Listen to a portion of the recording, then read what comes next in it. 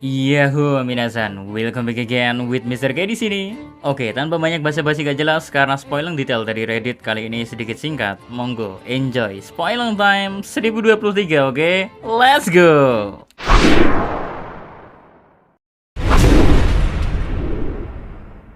Judul chapter 1023 mirip. Agak bingung juga sama judul chapter ini ya. Apakah mau ngejelasin momen Momonosuke yang dalam wujud naganya mirip sama milik Kaido, atau judulnya ngejelasin momen Zoro yang sedang dibandingkan dengan Shimotsuki Ryuma? Ya, kita tunggu aja judul resmi dari Manga Plus yang bakal rilis di hari Minggu ini. Next, kita masuk ke menu utamanya, melanjutkan chapter sebelumnya di mana Zoro dan Sanji terlihat berdiri di hadapan King dan Queen yang sedang terbaring di tanah dengan badan dipenuhi debu. Tapi di sini dijelasin meski King dan Queen sedang dalam posisi baru saja terkena serangan, namun keduanya masih dalam kondisi sadar. Sementara itu, Chopper yang berada gak jauh dari tempat pertarungan di antara orang-orang gila ini ya, terlihat sangat terkejut, namun terkejutnya bukan oleh serangan Sanji dan Zoro, melainkan terkejut gara-gara efek dari obat rahasianya Suku Minx. Sedangkan kalau anak buah Kaido malah lebih terkejut melihat kondisi Queen dan King yang sempat bisa dijatuhkan. Makanya setelah melihat para komandannya jatuh, beberapa anak buah Kaido yang melihat hal itu langsung mencoba membantu sekaligus ingin membalas dendam dengan mengarahkan pistol yang mereka pegang kepada Zoro. Tapi untungnya sebelum mereka semua bisa menembak, Kawamatsu datang dan mengalahkan mereka semua. Di momen itu juga terdengar suara kakek Yuguru yang memberitahu para samurai lainnya untuk menjauhkan para anak buah Kaido yang masih tersisa, biar Sanji dan Zoro bisa fokus bertarung tanpa ada sedikit pun gangguan. Sementara itu, Marco yang juga berada tak jauh dari momennya, sekarang sedang melihat King dan Queen yang perlahan sedang bangkit. Nah, saat melihat hal itu, Marco langsung teringat perkataan dari mendiang Shirohige yang pernah bilang ke Marco kalau dulu sekali sebelum zaman Mary Joyce dibangun, ada sebuah negara yang disebut negara para dewa yang berada di atas Red Line. Nah, terhanyut dalam ingatan masa lalunya, Marco tidak menyadari kalau masih ada beberapa musuh di sekitarnya yang berniat untuk menembaki Marco. Beruntung ada Izo yang datang dan langsung memeluk Marco sambil menembaki para anak buah Kaido, sehingga Marco yang sedang ngelamun bisa kembali tersadar. Di momen itu juga Izo menyuruh Marco untuk pergi menjauh karena Izo mengetahui kondisi Marco yang cukup kelelahan.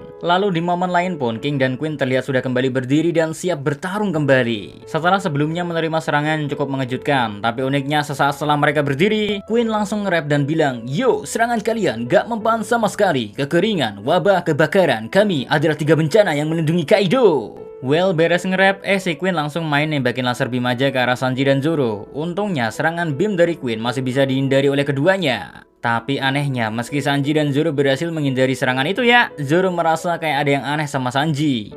Gak lama dari momen Zoro merasakan seperti ada yang salah pada Sanji, Sanji pun ngasih tahu ke Zoro kalau setelah memakai Red Sweet untuk kedua kalinya, dia merasa tubuhnya... belum beres Sanji ngomong, udah langsung dikomen sama Zoro kalau jangan nyeret dia ke urusan pribadi Sanji. Tapi Sanji ngebales kalau dia cuma pengen ngasih tahu doang kalau dia ngerasa ada yang aneh. Sampai sini ya, dipotong Zoro dengan nyeletuk, sama alisnya kah? Sanji cukup jengkel dan ngejawab kalau tubuhnya yang gak beres.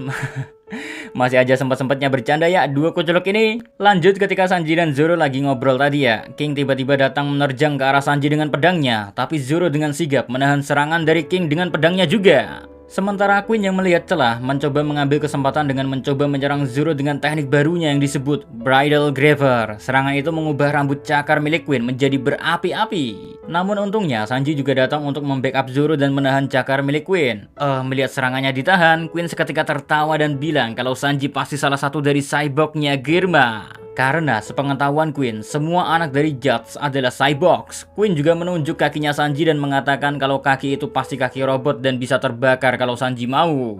Lalu Sanji sendiri menjawab pertanyaan dari Queen dengan bilang kalau maaf mengecewakanmu, tapi aku 100% manusia. Mendengar jawaban dari Sanji, Queen malah terkejut dan kembali bertanya, apakah manusia bisa membuat api sekarang?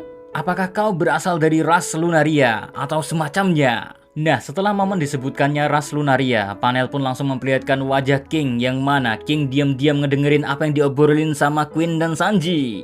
Oke, stop dulu. Sebelum Mr. K lanjut spoiler ini, di pikiran ini kebayang-bayang nih, Lunaria itu kata lunarnya. Kalau kalian cek arti di ensiklopedia bahasa atau Google lah, kalian bakal nemuin arti yang mencengangkan. Next, fokus lagi ke momen Sanji dan Queen, di mana Sanji terlihat menggunakan teknik tendangan apinya ke arah Queen. Namun serangan tersebut masih bisa ditahan oleh Haki Busosoku dan cakar milik Queen. Menariknya setelah beres menahan serangan Sanji, Queen bilang kalau dia gak mempermasalahkan Sanji itu apa sebenarnya, karena bagi Queen, dia berarti sedang melawan cyborg yang bahkan gak bisa diciptakan oleh Dr. Vegapunk. Well, sementara Queen dan Sanji sedang mengobrol, Zoro dan King terus bertarung, sampai tiba-tiba ujung pedang milik King berubah bentuk menjadi sesuatu seperti sisir dan menggunakan perubahan tersebut untuk mengambil dua pedang milik Zoro.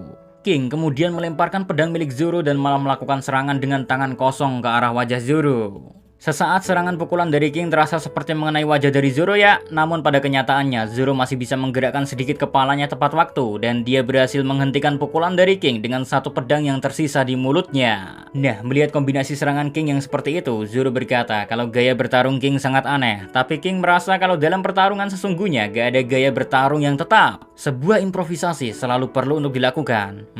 Mendengar penjelasan dari King, Zoro terlihat setuju tapi masih ada satu pertanyaan dalam benaknya. Zoro berkata, aku tidak pernah mendengar bahwa kau adalah seekor pendekar pedang. Zoro mengambil kedua pedangnya yang dilempar oleh King sebelumnya dan kembali berkata, kalau perlu, aku mungkin harus memenangkan pertempuran ini dengan menggigit lehermu dan merobek tenggorokanmu. Karena bagiku, mau pakai cara apapun, hanya ada satu hal yang kupegang, yaitu aku gak boleh kalah dalam pertarungan ini. Next, momen pun sedikit berpindah ke kakek Hyu dan Kaomasu yang dari tadi menonton pertarungan Zoro dan King. Setelah melihat pertarungan keduanya, Kaomasu berkata kalau Zoro adalah pendekar pedang yang tangguh. Kakek Hyu menambahkan kalau Zoro malah mengingatkannya kepada Raja Ringo, Shimotsuki Uchimaru saat berada di masa mudanya. Sekilas, kakek Hyu melihat Zoro memiliki gaya bertarung yang mirip dengan Shimotsuki Uchimaru. Tak hanya itu saja, Kaomasu dan kakek Hyu juga membahas tentang fakta kalau Zoro mengembalikan pedang Shisui ke Wano Kuni. Mereka beranggapan kalau pedang Shisui yang merupakan pedang dari seorang samurai legendaris, Shimotsuki Ryuma, dikembalikan oleh Zoro, pastilah sebuah takdir. Menariknya lagi saat momen Kaomasu dan kakek Hyu sedang membahas tentang Shimotsuki Ryuma, kita sekilas diperlihatkan gambar dari Ryuma yang mana terlihat kalau mata kirinya juga memiliki luka seperti layaknya mata kiri Zoro. Damn, spoiler aja udah GG nih, gimana misalnya gak hype nanti pas lihat panel manganya. Next, momen pun berpindah ke lantai 2 kastil Onigashima di mana Jack dan Inuarashi sedang bertarung dan Jack terlihat sedang menggunakan mode hibridnya di mana kaki milik Jack masihlah kaki seekor mamut tapi badan dan lengannya berbentuk manusia.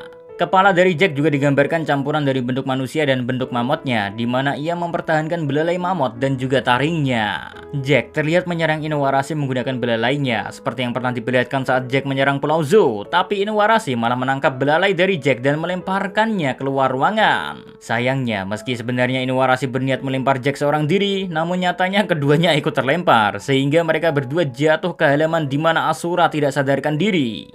Di momen itu Inuarashi teringat akan siksaan yang dilakukan oleh Zack di Pulau Zou. Akan tetapi Inuarashi bilang kalau kali ini semuanya akan berbeda dan Inuarashi pun seketika berubah wujud menjadi bentuk sulongnya. Terus momen pun kembali berpindah ke Nekomamushi yang sedang bertarung dengan Perospero. Di momen itu Nekomamushi memberitahu Perospero kalau dia akan membalas kematian dari Pedro. Dan sesaat setelah memperingati Perospero, Nekomamushi mendekati cahaya bulan dan seketika tatapan ketakutan terlihat dari wajah Perospero karena melihat wujud sulong milik Nekomamushi. Lanjut, momen pun pindah lagi ke lantai 2 kastil Onigashima di mana sekarang giliran Raizo dan Fukurokuji yang terlihat masih bertarung. Di sela-sela pertarungan itu, Fukurokuji memberitahu Raizo kalau negeri Wano Kuni tidak bisa mempercayai seorang anak sebagai shogun. Mendengar hal itu ya, Raizo menjawab kalau aku sendiri tidak meremehkan para pemuda karena mereka semua bisa tumbuh. Next, momen pindah ke pinggir pantai Wano Kuni di mana bajak laut Hati terlihat kesal sehingga mereka terlihat sudah pada siap dengan senjatanya masing-masing dan menunjuk pada sesuatu hal yang sangat mengingatkan mereka pada Kaido. Di momen itu juga kita diperlihatkan seekor naga raksasa sedang berdiam diri di depan Luffy dan naga itu adalah Momonosuke. Luffy sendiri sedikit terkejut melihat seekor naga yang cukup besar sehingga Luffy mengingat pertemuan pertamanya dengan Momonosuke di mana Momo bilang kalau dia bukanlah musuh.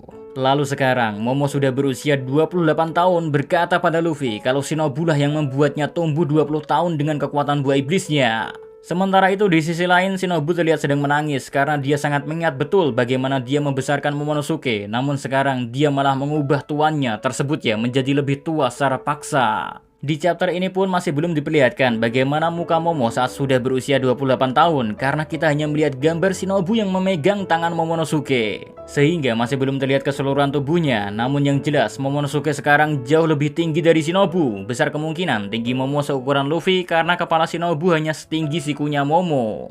Di momen selanjutnya, Shinobu berkata, "Momonosuke sama, Anda terlihat persis seperti..." Sayangnya, ucapan dari Shinobu gak diselesaikan karena Luffy dan Momonosuke berangkat menuju tengkorak Onigashima. Luffy berkata, "Ayo Momo, kita rebut kembali Wano Kuni." Dan momen itu jadi momen terakhir dari chapter 1023. Lalu satu info penting lagi, no breaks next week, yang berarti minggu depan manganya gak libur. Aduh, brengsek.